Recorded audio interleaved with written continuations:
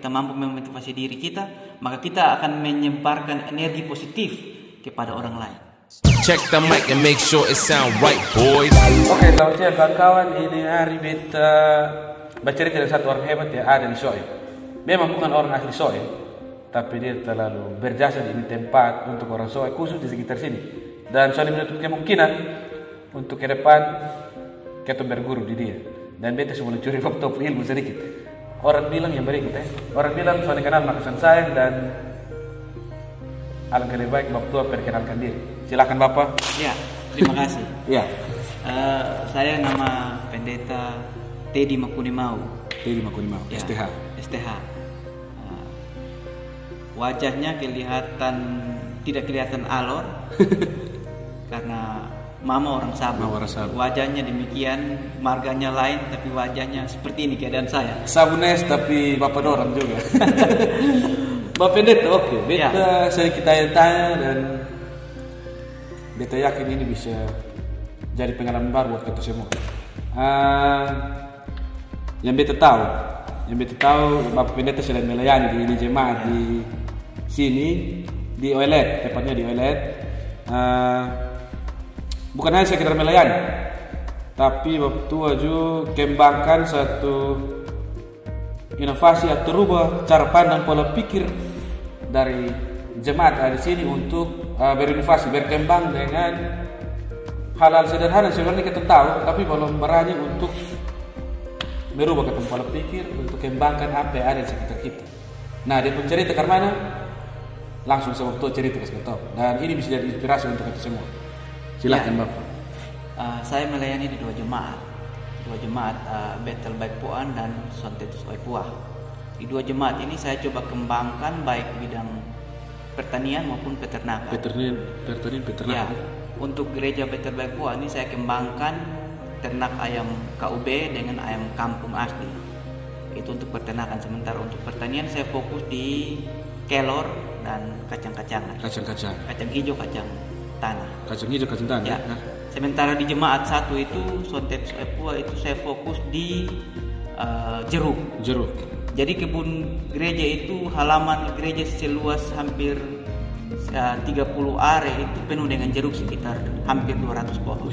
Ngiri. Itu jemaat yang akan saya kembangkan jeruk. Sementara di sini kelor dan ayam kampung. Nah, ini pertama menggumuli pelayanan kita terhadap stunting.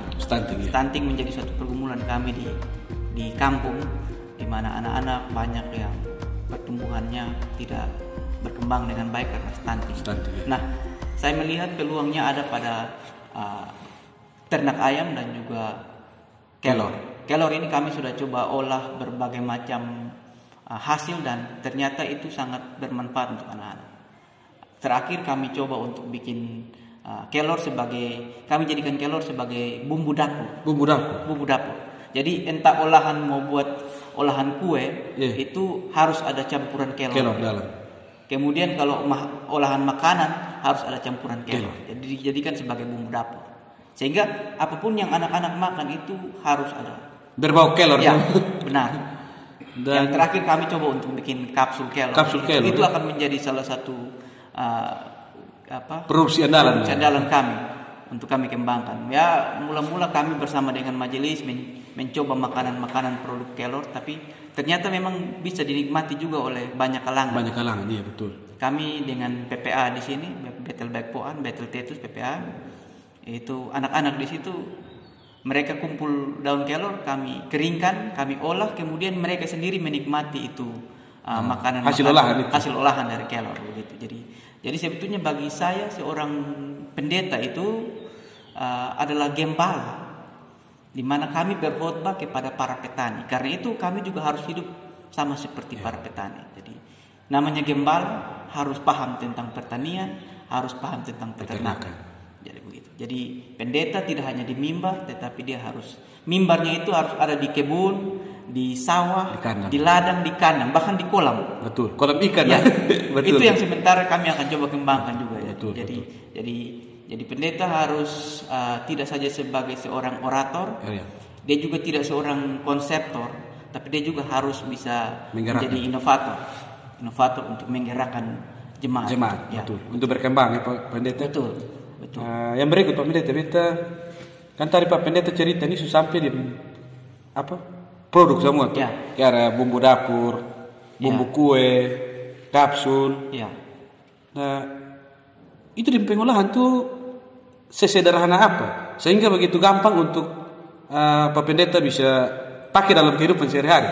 Ya, sebetulnya ini kelor kami tanam di sekitar kompleks halaman gereja. Kami tanam tahun lalu sampai tahun ini sudah hampir mencapai 500 pohon. 500 pohon, wih, luar biasa. 500 pohon. Dan itu kami petik hampir setiap hari dan kami menggunakan cara yang sangat sederhana dari bahan-bahan yang ada, di mana kami petik kemudian mencuci daun itu dari debu dan kotoran dan lain sebagainya. Kemudian kami kasih angin-angin, dijemur di dalam rumah, dibentangkan tikar, kemudian dijemur. Setelah kering, kami blender saja. Blender sampai menjadi halus seperti bubuk tepung. Nah, dari tepung itu yang kami untuk lebih tahan lama kami simpan di kulkas.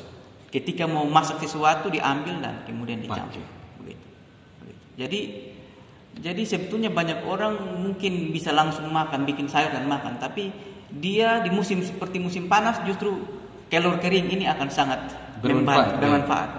Jadi kalau daun-daun kelor dibikin sayur mungkin di musim hujan daunnya masih banyak, tapi di musim panas itu justru dia bermanfaat ketika kelor kering itu diolah. Akui waktu pola pikir, artinya dia bukan hanya saja di mimbar, tapi di luar mimbar, bawa mimbar di mana-mana supaya tetap bersuara sesuai dengan ajaran Alkitab, tapi dalam bentuk langsung pertanian peternakan. Tadi waktu mesin oleh perikanan, perairan punya. Nah, Pak Pendeta tadi kan susah sampai di semua. Beta coba flashback sedikit di belakang. Pertama kali Bapak berpikir untuk kembangkan pertanian dengan peternakan ini dari mana? Apakah itu hobi atau memang dasarnya memang sudah tahu tentang itu atau karena?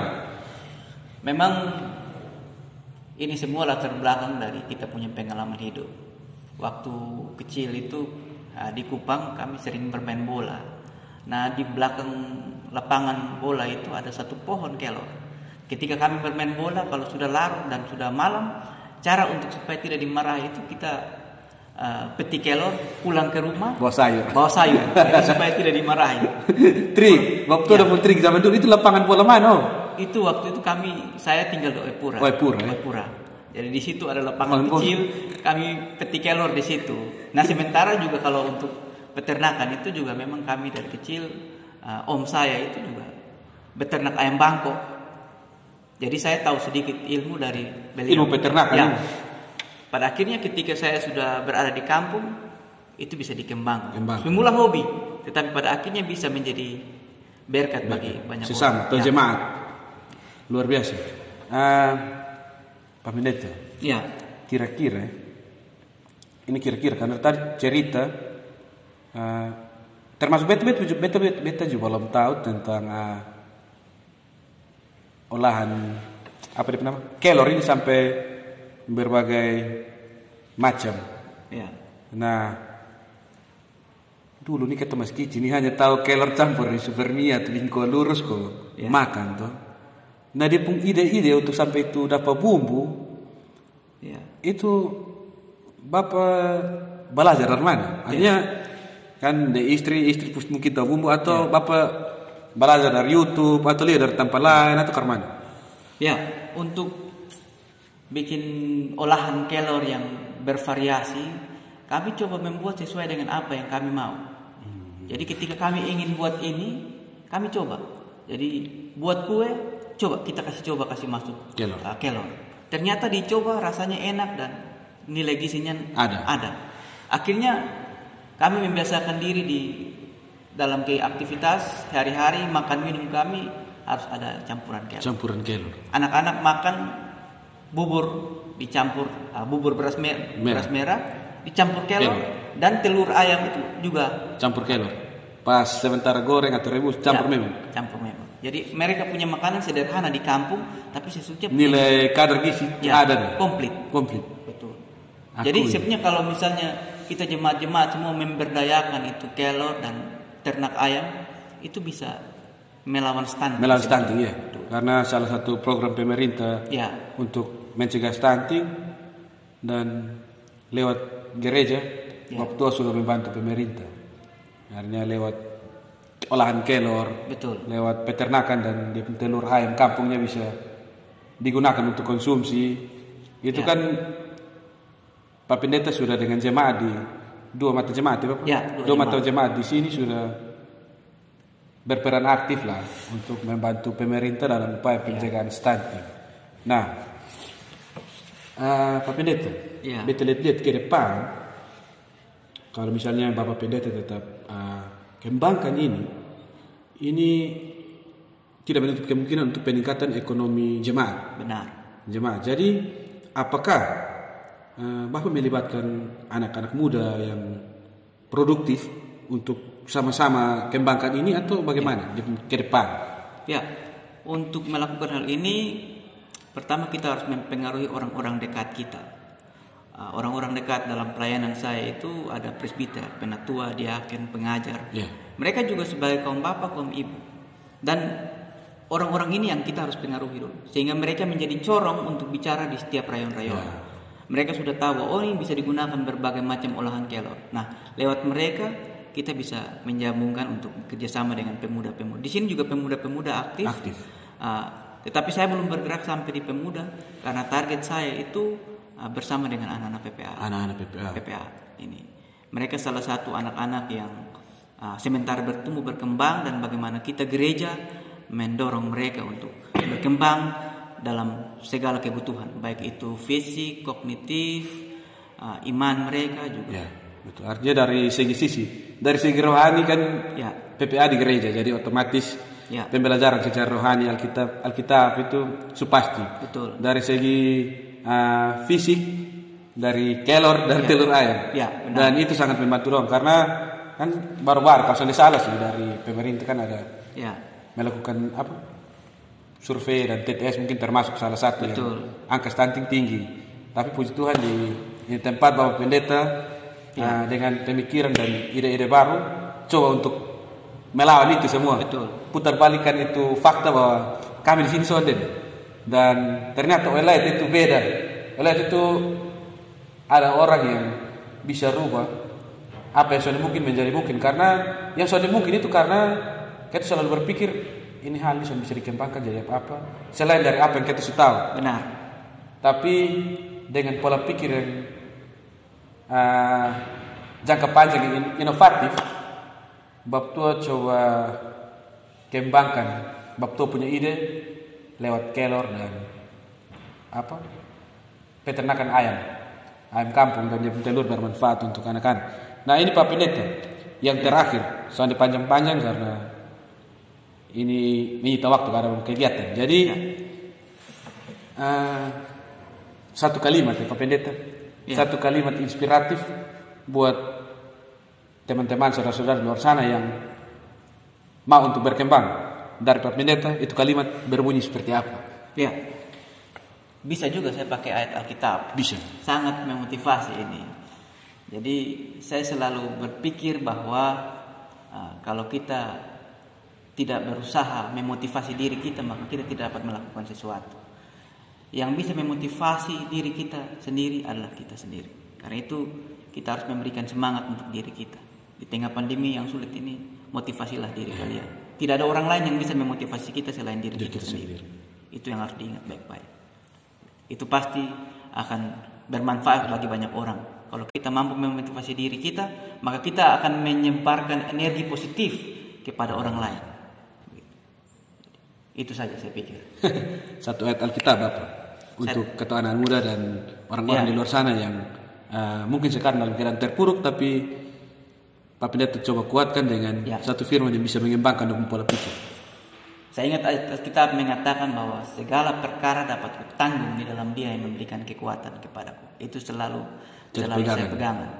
Jadi setiap kali melakukan pelayanan apapun, bahwa segala perkara dapat ditanggung di dalam Dia yang memberikan kekuatan.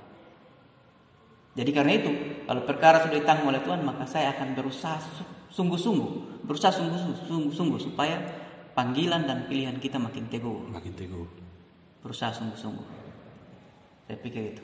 Bab tua ini harus kasih inspirasi, kasih motivasi dan hal baru yang beta dan mungkin kawan-kawan di luar belum tahu, karena jujur kalau beta yang tahu kelor campur super mie kalau makan di bos atau rinjang ini bab tua punya ini beda nih. Jadi kalau ada mau pesan atau ada yang mau tanya-tanya tentang bab tua pengolahan, nanti beta minta maaf nomor HP, beta taruh di link deskripsi ya Bapak. Ya. Dan ini hari cukup sekian. Nanti mungkin ada perkembangan dari bab tua di sini. Beta datang lagi ketemu di bab tua, kita bikin cerita baru lebih mana nanti. Itu saja. Terima kasih. Shalom. Tapi neta. Shalom.